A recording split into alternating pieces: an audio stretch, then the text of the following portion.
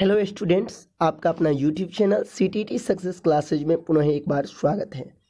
जैसे कि आप सभी को पता होगा, सीटेट में जो है लैंग्वेज 1 या लैंग्वेज 2, यदि आप संस्कृत रखे हैं तो काफ़ी आपके साथ दिक्कतों का सामना करना पड़ता है, क्योंकि लैंग्वेज फर्स्ट बहुत सारे लोग हिंदी रखते हैं एवं लैंग्वेज 2 जो है वो संस्कृत रखते हैं। लेकिन उन सभी स्टूडेंट्स के साथ समस्या ये हो जाता है कि संस्कृत वो अच्छे से नहीं बना पाते। तो आज इस वीडियो में हम आपको ये बताएंगे कि कैसे आप प्रश्नों को जल्दी बनाएंगे, क्योंकि बहुत सारे ऐसे थॉट होते हैं, ट्रिक्स होते हैं जिसके आधार पर आप बहुत जल्दी कोई भी प्रश्न को संस्कृत का बना सकते हैं। क्योंकि आपको पता होगा संस्कृत के बहुत सारे ऐसे लैंग्वेज होते हैं, उनकी जो कुछ भाषाएं होती हैं जो आपको सीधी तौर पर समझ में नहीं आता है। तो चलिए आज इस वीडियो में हम वो महत्वपूर्ण ट्रिक्स भी बताएंगे जिसके द्वारा आप संस्कृत के अधिक से अधिक प्रश्नों को सही कर सकते हैं। साथ ही साथ हमको आपको ये भी बताएंगे कि प्रश्नों को हल करने का सबसे जो आसान तरीका होता है वो कौन सा अपनाएं, जिससे कि हमारा जो लैंग्वेज 2 संस्कृत होगा उसमें भी हम अधिक से अधिक नंबर ला सकते हैं। अधिकतर लोग जो देखे जाते हैं वो संस्कृत नहीं बना पाते हैं और नतीजा ये हो जाता है कि संस्कृत में उसे बहुत ही कम नंबर आते हैं और जिसके कारण वो कहीं ना कहीं असफल हो जाते हैं या जो एक उनका टारगेट होता है नंबर लाने का वो नहीं ला पाते हैं। तो चलिए आज हम आपको वो बहुत सारे ऐसे प्रश्न हैं जिनको सॉल्यूशन करके दिखा ये जो कैसे हम प्रश्नों को सॉल्यूशन करते हैं और कैसे हम जल्दी से जल्दी बनाते हैं। तो चलिए हम वीडियो शुरू करते हैं। तो यदि चैनल पर आप नए हैं तो चैनल को सब्सक्राइब करें, लाइक करें और दोस्तों में शेयर करें। तो चलिए हम सबसे पहले आपको ले चलते हैं प्रश्न की ओर जो आपके स्क्रीन पे है। जैसे कि आप देख सकते हैं ये सीटेट में पूछा गया प्रश्न है और इसी प्रश्न को आधार मानकर मैं आपको बताऊंगा जो कैसे आप जल्दी कोई भी प्रश्न को सॉल्यूशन करेंगे। सबसे पहले आप यहाँ देख सकते हैं मैं जो यहाँ क्वेश्चन लिया हूँ वो संस्कृत के शिक्षण शास्त्र से लिया हूँ, क्योंकि आपको पता ही होगा गद और पद से जो प्रश्न पूछे जाते हैं उस पर हम बाद में डिस्कस करेंगे। और अभी जो डिस्कस करेंगे वो आपको संस्कृत के शिक्षण शास्त्र जो कि टोटल 15 अंक के पूछे जाते हैं। अधिकतर स्टूडेंट इस 15 नंबर में अधिक से अधिक अंक नहीं ला पाते हैं, तो उसी के संदर्भ में आज हम चर्चा करेंगे और बताएंगे कि कैसे आप। तो सबसे पहले पहला नंबर आप क्वेश्चन देखें कि कुशलम पठनम नास्ति। अब देखिए यहाँ छोटा सा एक शब्द आ गया नास्ति। आप इससे ये अर्थ लगा ले कि नास्ति अर्थात नहीं, यानी आपका ये जो क्वेश्चन है वो आपसे निगेटिव पूछ रहा है, यानी कौन गलत है। तो यहाँ पहला ऑप्शन जो है आपको संरचनात्मक, कल्पनात्मक, प्रगतिशीलम और चौथा जो आपका उत्तर है वो सुचिंतितम। अब आप सोचने वाली बात है कि प्रगतिशीलम, यदि आपका कोई भी पठन होगा कुशल तो वो प्रगतिशील होगा ही, कल्पनापरक होगा ही और संरचनात्मक होगा ही।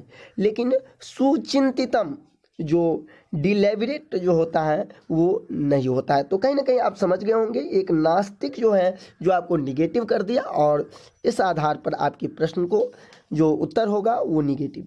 फिर आप 107 नंबर में भी देखेंगे कुछ चीज़, बहुत ही छोटे छोटे ट्रिक्स जो हैं वो आपको बताएंगे जिसको ध्यान में रखकर जो है ना आप संस्कृत के अधिक से अधिक प्रश्नों को सही कर सकते हैं। देखिए इसमें आप व्यापकम वाचनम अधोलिखितेषु, अर्थात आप समझे कि अधोलिखितेषु मतलब होता है जो नीचे देखे, जैसे कि आप हिंदी में देखते होंगे निम्नलिखित, तो वही चीज़ संस्कृत में अधोलिखितेषु केन सह संबंध नास्ति। फिर आ गया आपका जो शब्द वो है नास्ति, अर्थात आपको इसमें निगेटिव जो ऑप्शन है वो खोजना है। और मैं इसमें एक बहुत ही अच्छा ट्रिक आपको बता दिया हूँ जो कभी भी पठन का जो अधिकम आनंद लभ्यते, आनंद जो है बच्चे को, मेरा मुख्य उद्देश्य ये नहीं हो जाता है कि बच्चों को आनंद आए, समझ गए। इसीलिए ये जो आपका ऑप्शन नंबर 1 है वो निगेटिव हो जाता है और इसका जो सही उत्तर हो जाएगा 1, क्योंकि आपके सामने जो गंभीर बोध भवती एतेन भाषा अधिगमस्य वृद्धि भवती पाठस्य सामान्य बोध अर्थम आस्ति, ये सब जो आपके हैं पूरे के पूरे जो आप देख सकते हैं जो पॉजिटिव आपका ऑप्शन है। और लेकिन एक जो है आपको बार बार मैंने बहुत बार बता चुका हूँ, हिंदी के शिक्षण शास्त्र में जो बच्चे को आनंद देना, यही मेरा मुख्य उद्देश्य जो होते हैं वाचन का नहीं होता है। चलिए हम अगला क्वेश्चन की ओर बढ़ते हैं और देखते हैं लेखनस्य प्रक्रिया उपागमस्य लक्ष्य अस्ति। अब देखिए, जब कोई बच्चे को हम लेखन प्रक्रिया से गुजारते हैं, उसके प्रोसेस में ले जाते हैं, तो उनका लक्ष्य क्या होता है आपको पहले बता दिया। और एक ट्रिक जो लोग नए होंगे वो जान ले, जो केवलम, और कभी भी जिस तरह से आपको हिंदी शिक्षण शास्त्र में मैंने बताया हूँ, जो केवल वाला उत्तर नहीं होता है, ठीक संस्कृत में भी केवलम वाला जो उत्तर होता है वो नहीं होता है। और हम चौथा ऑप्शन की बात करें सुंदर हस्ताक्षर, तो बच्चों को लेखन प्रक्रिया के लिए जो उपागमस्य होता है उसमें सुंदर हस्ताक्षर करे, ये मेरा उद्देश्य नहीं होता, बल्कि उभयम प्रक्रिया परिणामे च, यानी जो मुख्य प्रक्रिया है, जो बहुत सारे जो लेखन की जो प्रक्रिया है उनकी जो परिणाम आना चाहिए वो अच्छा आना चाहिए। इसलिए पॉजिटिव उत्तर जो इसका हो जाएगा 3, और आप लगा देंगे 3 में। चलिए 109 नंबर जो आपके सामने स्क्रीन पे क्वेश्चन है, इसको भी हम देख लेते हैं। भाषाया पाठ्यक्रमे साहित्य सन्निवेशे अधुलिखितेषु, फिर आप समझ गए, निम्नलिखित कह रहा है कस्य कौन महत्व नास्ति, निगेटिव आ गया। तुरंत आपको सबसे पहले ये देखना है जो क्वेश्चन मेरा पॉजिटिव है या नेगेटिव है, और जैसे ही इस चीज़ को आप समझने लगे तो फिर आपके लिए क्वेश्चन आसान हो जाता। मैंने पहले ही बता चुका हूँ, जो केवलम लगा हो तो वो ऑप्शन निगेटिव होता है, और आप यहाँ थोड़ा भी नहीं, सिर्फ 5 सेकंड में इसको बना सकते हैं। एतत् केवलम लगा है अर्थात निगेटिव ऑप्शन है, और निगेटिव मेरा क्वेश्चन भी है, इसलिए सही उत्तर जो है वो 1 हो जाएगा। और बाकी इतने ऑप्शन को हम पढ़ेंगे तक भी नहीं, और मेरा जो क्वेश्चन है वो सही भी हो जाएगा। तो यही तरीका है। हम और भी क्वेश्चन को देख लेते हैं। अगला जो आपके पास स्क्रीन पे छात्रा नाम लेखनस्य अर्थात लेखन कौशल, और आकलनम मतलब जानते ही हैं, आकलन करना किसी बच्चा का, और आकलन मीन्स होता है बच्चों के बारे में सूचना एकत्रित करना। मुख्यतया यानी मुख्य, ध्यानम ददाति, किस चीज़ पर ध्यान देंगे, अर्थात जब आप एक बच्चे को आकलन कर रहे हैं तो मुख्य रूप से किस चीज़ पर, और वो आकलन आपका है लेखन। शुद्धतयाम व्याकरणे च, आपको पहले ही बता चुका हूँ कि व्याकरण वाला उत्तर नहीं होता है, क्योंकि ये जो व्याकरण शब्द होते हैं बच्चों को बहुत ही कठिन लगते हैं। व्याकरण बच्चों, क्योंकि स्टार्टिंग जो बच्चे के लर्निंग करने का जो स्टेज होता है उसमें वो व्याकरण को अच्छी तरह से नहीं समझते, इसीलिए आपको ये ट्रिक भी दे दी है जो व्याकरण वाला उत्तर नहीं देना है। तो चलिए, आपको पहले ही ये निगेटिव हो गया। इसके बाद दूसरा है विचारानाम अभिव्यक्तों, आपको बहुत ही अच्छे तरीके से ट्रिक में बता चुके हैं कि जब लेखन का आकलन करना हो, पठन का आकलन करना हो, ये दोनों चीज़ का जब आकलन करना हो तो बच्चों के साथ यदि विचारों का आदान प्रदान करते हैं, विचारों की अभिव्यक्ति हम लेते हैं, तो इससे कोई भी बालक का जो है आकलन बहुत ही अच्छा से किया जा सकता है। वैसे शब्द सीमा निर्धारण, कभी भी बच्चा को निर्धारण करने से संबंधित, और वो भी शब्द सीमा, बिल्कुल निगेटिव हो जाता है। और चौथा जो आपके पास ऑप्शन है वो है लेखनस्य रूढ़ि प्रयोगानाम लोकोक्तिनाम, आपको पहले ही बता दें मुहावरा, लोकोक्ति, इस तरह की बच्चों को इंडिकेट क्यों करेंगे, क्यों हम सिर्फ और सिर्फ लोकोक्ति का ही आकलन करेंगे, मुहावरा का ही आकलन करेंगे, बल्कि एक विचार की जो अभिव्यक्ति होती है उसमें आप हर एक चीज़ का आकलन कर सकते हैं। इसीलिए इसका सही उत्तर जो हो जाएगा वो 2 हो जाएगा। चलिए हम आगे देखते हैं।